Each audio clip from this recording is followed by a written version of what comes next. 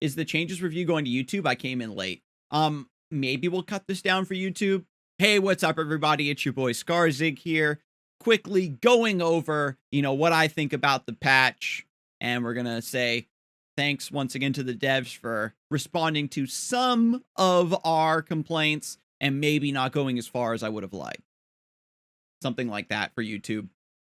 They nerfed Songhai to the ground. You're lying, Vindicator. Oh my god, you're absolutely lying.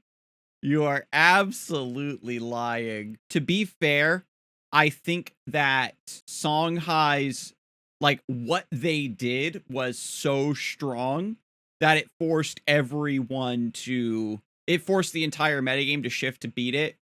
And if they ease up on that Songhai pressure a little bit, so that players aren't building their decks to specifically bully Songhai, they get a lot more mileage. Because outside of aggro Spellhai, the faction doesn't really have anything else to do. You know what I mean? It was mostly aggression and then just a sliding scale on, how much spell stuff you ran in your deck versus not. Because there was just general unit-based aggro. After people started running Prophet of the White Palm, we just shifted to Tuskboar, Killing Edge, Inner Focus, Saberspine Seal, Saberspine Tiger. The original really busted versions of Songhai that were Tuskboar, Lantern Fox, Blood Rage Mask, Four Winds, Heaven's Eclipse, main deck Phoenix Fire, that sort of stuff was, that's the first layer of Songhai, right? And I personally think that this balance patch, while it did, they hit some cards, I think they should have definitely given buffs to others. Songhai is a faction that needs more cards, to be honest. A lot of their stuff is pretty mediocre outside of their egregious outliers of really, really powerful cards, I think. And I do agree that Songhai could have gotten some more compensatory buffs outside of Twin Strike. Vindicator says, I get why they nerfed Blood Rage to 2 mana, but Mask of Shadows is hard to set up, yet they still nerfed it. So that's what I don't get. I thought the Mask of Shadows nerf was pretty weird as well. I do agree, Vindicator. Perhaps in testing, the developers found that with Songhai's just raw good value and aggression nerfed, that people started to shift to a very cheesy Mask of Shadows build. Perhaps that felt to be too binary.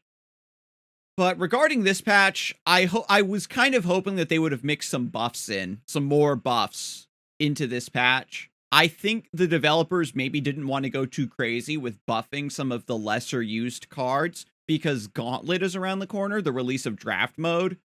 And if you make stuff like, War Talon or Zenrui or, well, Zenrui's already kind of good, but Bone Reaper, it would probably throw a huge wrench into the balance of Draft Mode. To be fair, Fenrir was actually buffed. I agree. I think that Fenrir is gross. They could have left Fenrir Warmaster as a 3/3 that spawns a 3/2. If they wanted to give it just a real slap on the wrist, I think that would have been a fine change.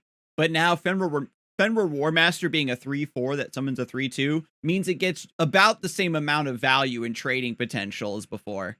Archon, I felt got better as less attack and health, but at the same effect, and it costs 1 less mana.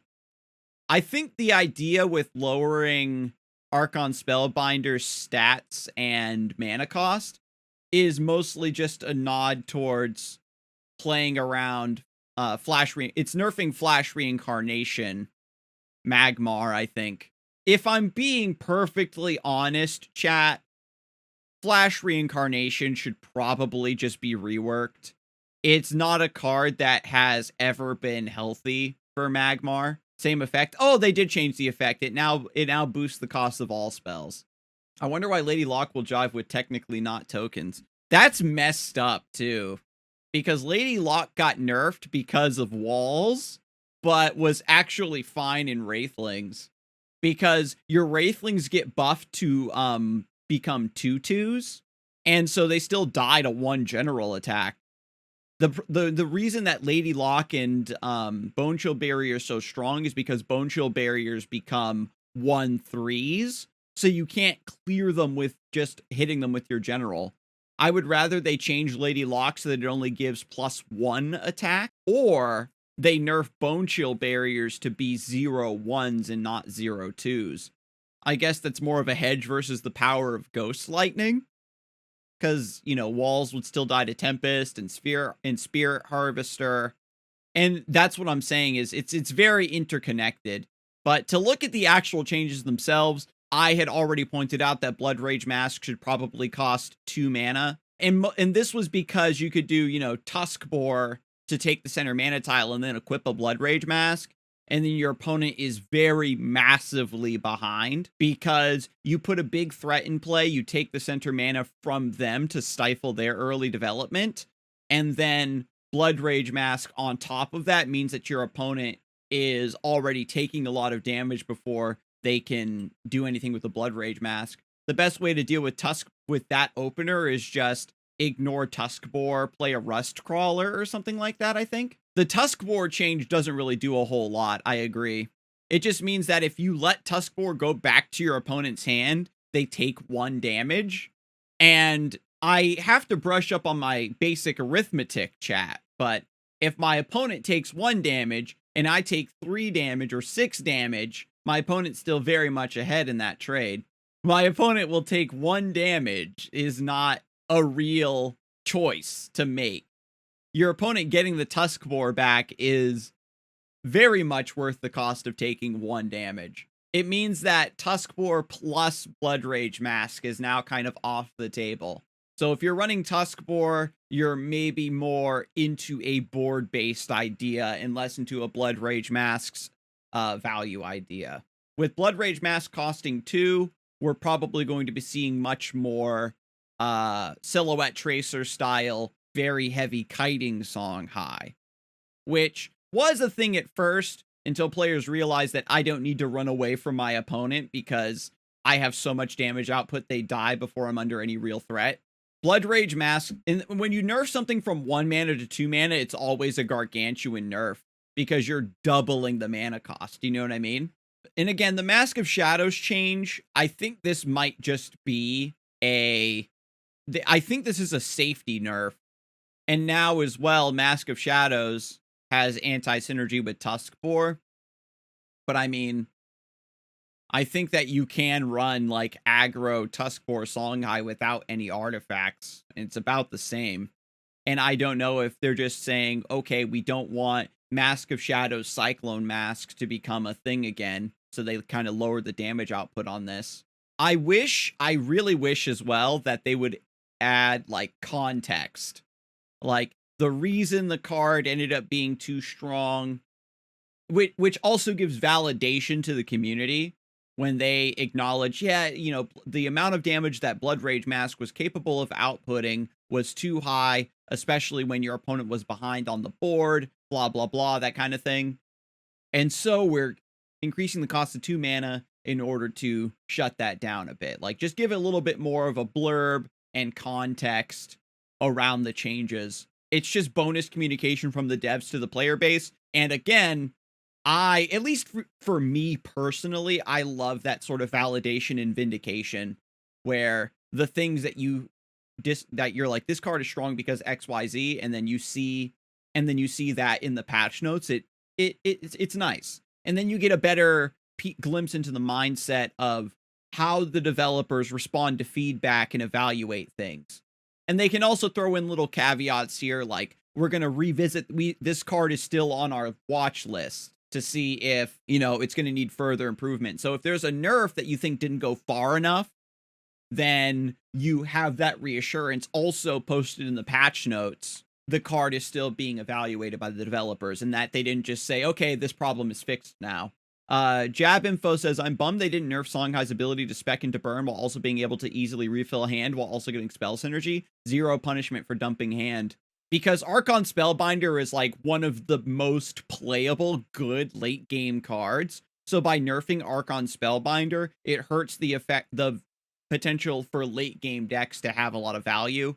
So I think that just means that we're probably just on LYONAR now. For like greedy control LYONAR dodges this patch arguably gets better because it doesn't get smorked down as hard. and they only lost Archon Spellbinder, and it's very easy for LYONAR to just not care. Vanar kind of dodging this patch as well, too. They only get hit with Fenrir, and losing Lady Locke doesn't matter. You just get less free wins with, you get less free wins with the Lady Locke Razorback stuff. So yeah, a lot of evaluation to be done. But I do agree, Jab Info. There's still a lot of cards. Like, I made that big YouTube video where I kind of went faction by faction. Like, this is overtuned. This is overtuned. And again, because I played through the entire lifespan of Duelyst 1, I already know what cards eventually do get nerfed from Duelyst 1, right? And so I'm evaluating the card pool based on that alternate timeline. And the devs are as well. They aren't going too ham with like nerfs or buffs or reworks at the current moment. They're mostly just changing bad RNG and really, I think, thoroughly trying to explore the 2-draw. But Mana Vortex is still very egregious in my mind. With Blood Rage Mask being nerfed, Mana Vortex maybe won't feel as bad. We'll have to see. Twin Strike, I think that this card is kind of gross now, right? Deal 2 damage to exactly 2 enemy minions. Before, it was 2 random enemy minions. And the fact that it's exactly 2 means that if you only have 1 unit in play, your opponent can't cast Twin Strike. Or rather, your opponent can cast Twin Strike and it doesn't do any damage, and they still draw another card at the end of the turn. So I basically think that Twin Strike right now is going to be very similar to Bone Swarm, where it's just going to be good for your early mid game, clearing out your opponent's board, especially now that you can pick the targets. If your opponent has 3 or 4 units in play, you can hit the most favorable ones for you to soften them up for your other removals. And then you still get to draw a card at the end of your turn. I think this card is like insane now. But Twin Strike, the way they changed this card was that it used to randomly pick 2 enemy minions and deal 2 damage to each of them. And now you get to pick which ones it is. So the thing about Twin Strike, right, is that the board would go from even, where it's like, okay, my opponent has 2 things in play, and I'm not under enough pressure to want to Twin Strike. And then you would just develop your own threats or ignore those threats and deal damage, right? And then your opponent plays even more units. And then when you're really far behind, you want to use this spell to try to catch back up. But because your opponent has 3 or 4 things in play, the Twin Strike becomes unreliable for, you know, actually hitting the targets that you need. And this is especially true versus Vanar, where they play like Bone Chill Barrier, Snow Chaser. There's 5 or 6 things in play. The Twin Strike is very rarely going to hit what you want. That's why we see players doing stuff like 8 Gates Ghost Lightning as just a much more guaranteed board clear, even though it's a 2-card combo. So the fact that you're able to pick the 2 targets now is just very, very, very good, because this card is going to be stronger when you're further behind, which is where you want a removal spell like this to actually matter. Vindicator. So I saw some players confused at the Vindicator change. The way it works is that it's only going to work once. It just works the one time now. So if your Vindicator stays alive, you don't get to continuously summon a thing and it gets rush, and summon a thing and it gets rush, and summon a thing and it gets rush, to have these really annoying non-games where if my Vindicator sticks, I just constantly just rush your developments out of the game. And then, of course, very large units like Archon Spellbinder, etc., that were just hitting the board and then swinging. Or I had a game where my opponent played Dancing Blades and it dealt 3 to something and killed my 2-drop, and then was able to trade into my Emerald Rejuvenator, I believe it was. So that was like insane value. So Vindicator is now a 2/3. So it's also easier to, you know, maybe scoop up around a natural selection. You're only going to get 1 rep of this powerful effect, and then Vindicator stops working. Vindicator also gets to keep rush, so it also does a little bit more work in its own right. So you can actually punch with the Vindicator to deal 2 rather than 1, and then you summon your big unit with rush, and then it does its value. So Vindicator is going to be much more for the upfront power rather than the long-term pressure. And it's funny how I talk about, I really feel like there's not a lot of good 3-drops in the game. And so now we got Vindicator definitely solidifying itself as a solid idea for most Magmar decks, in my opinion. Moving on to Fenrir Warmaster. This is buck wild to me. This is just a side grade. This does about the same amount of pressure and value for Vanar, and is arguably even better. I think I would have been fine as the first half remaining a 3/3 and the second half being a 3/2. I feel that Fenrir Warmaster is a card that deserved to be nerfed and not to have its power redistributed, because now the first half of Warmaster survives a Phoenix Fire. And so you're still having to use the way that old Fenrir Warmaster used a Phoenix Fire, then you have to swing 2 things into it to get the Ghost Wolf. It's the same exact thing, right? You use Phoenix Fire and then hit it, and then the Ghost Wolf appears as a 3/2, and then you have to still use your 2-drop to clear it. So it's getting the exact same amount of value. So I'm not really understanding why this change is even happening, right? And the funny thing too is by making the first half a 3/4, it means that this card is better if you silence it, right? Before, if you use like Siphon Energy on a Fenrir Warmaster, it's like, oh, okay, well at least it's just a 3/3 now, and now it's just a 3/4 if you silence it. So it means that silencing this is actually a slightly worse option now, because less of its power is budgeted into its Dying Wish. And, you know what I mean? You play Fenrir Warmaster, it takes like 2 cards to deal with just this 1 3-drop, and it buys Vanar so much time and pressure. Other 3/3s can't trade into this evenly anymore. You have to give it some help. So I can't trade my 3/3 into this and then Plasma Storm to scoop up the Ghost Wolf. I feel like this Fenrir Warmaster is going to be even stronger. This is so weird. And again, this kind of harkens back to the old point I made where if they actually typed up a blurb, like some dev thoughts and opinions and some additional context as to why this specific change was made, then I'd be able to perhaps untangle why Fenrir Warmaster just kind of gets this side grade change rather than just a raw nerf. And I would honestly nerf the card first just to see how it lands, and then go from there. Lady Lock, give other minions you summon this turn +1/+1 and provoke, was changed to Opening Gambit, give other non-token minions you summon this turn +1/+1 and provoke. And so, again, this just means that you can't play Lady Lock plus Bone Chill Barrier anymore to get 3 1/3s with provoke. And they would have either had to change Lady Lock to be 4 mana, Lady Lock becomes a 2/2 base stat unit, or it doesn't grant HP to the other units that you summon, and it's more about the provoke locking down rather than making the units harder to remove. The best change was probably to make Bone Chill Barriers 0/1s, so that when you Lady Lock, they become 1/2s, and you can still clear them with your general and 2-drops and stuff. Because 1/3s are much harder to deal with. But now, this just means that you can't use Lady Lock with Wraithlings anymore. And so Swarm Abyssian, which is kind of already not that good, loses one of its potential power cards that could like really help carry it, because I had actually built a Lady Lock Abyssian like a week ago, and it felt like it had at least a decent idea of seeing some play. Sun Elemental getting an extra base attack. At the end of your turn, this gains +2/-1. So this is a 4 mana 4/6. It's not too shabby, honestly. I saw somebody play Sun Elemental plus Primus Shieldmaster, which was absolutely hilarious. By giving the Sun Elemental an extra base attack, it means that you can play this confidently against like a Plasma Storm, because at the end of your turn, it's just going to buff itself. This card is not as good as Hailstone Golem, maybe.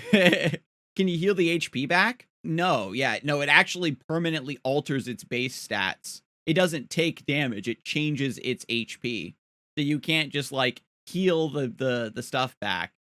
Archon Spellbinder. Now, this is a very interesting change. As I said, Archon Spellbinder going from a 6 mana 7/9 to a 5 mana 5/6. And I actually like it when they show both images of the card side by side in patch notes, where they show the old card and then like an arrow pointing to what the new card is. So you get a more visual before and after. I believe this is only to hit Flash Reincarnation, basically. Because now when you Flash Reincarnation, the Archon Spellbinder, it's a 3 mana 5/4, which is still pretty decent, right? But you aren't getting a 4 mana 7/7 like before with Flash Reincarnation. And exactly, it's more of a tech card, and it's not just a good stuff card. Because a 5 mana 5/6 is respectable. You're mostly thinking about the effect, and the fact that it also makes your own spells cost more means that you want to run something that's a bit more board focused, a bit more unit focused, right? And as I said, this change has much bigger implications for the rest of the game, simply because Archon Spellbinder was one of the most playable, expensive units in the game. And so by removing one of the best expensive units from the game, you force the game to be even faster, right? Because there's less incentive to play late game focused stacks, and there's less good cards to play in those stacks. I would have loved to see this change maybe combined with buffs to some of the other late game win conditions, so that you aren't playing late game with Spellbinder hoping that it's like, okay, well, you have to overcome Spellbinder and it clears a path for my other things. By nerfing Spellbinder in this way, it also means that this isn't like going to auto win with Divine Bond. It's the best change. Now people will look more at the other 6 mana minions. It depends, because like Bone Reaper, I was speculating, that Bone Reaper could be a little bit too strong, but with Natural Selection, Zen Rui, and Plasma Storm, this is never really going to see any good heights. Eclipse feels like a very powerful candidate now at 6 mana, even though once again it has 3 attack. War Talon, maybe. Most 6 mana minions aren't good enough regardless. Archon wasn't pushing them out of the meta. I agree, Cadbury. I definitely agree. Sort of a Crane tier 1 now, Pog. Who knows if, we're gonna run first sort of a Crane. Of course, Jack's True Sight's the other good 6-drop in the game. Storm Maratha is also hysterical. But again, playing a 6 mana 6/5, it gets answered way too easily. This could be a 6/6 or a 5/6. I think I would play Storm Maratha as a 6 mana 5/6. We do have Dark Nemesis as well, which is a 4/10, so it doesn't die to Plasma Storm. So maybe we're going to be in like a super grindy Dark Nemesis metagame.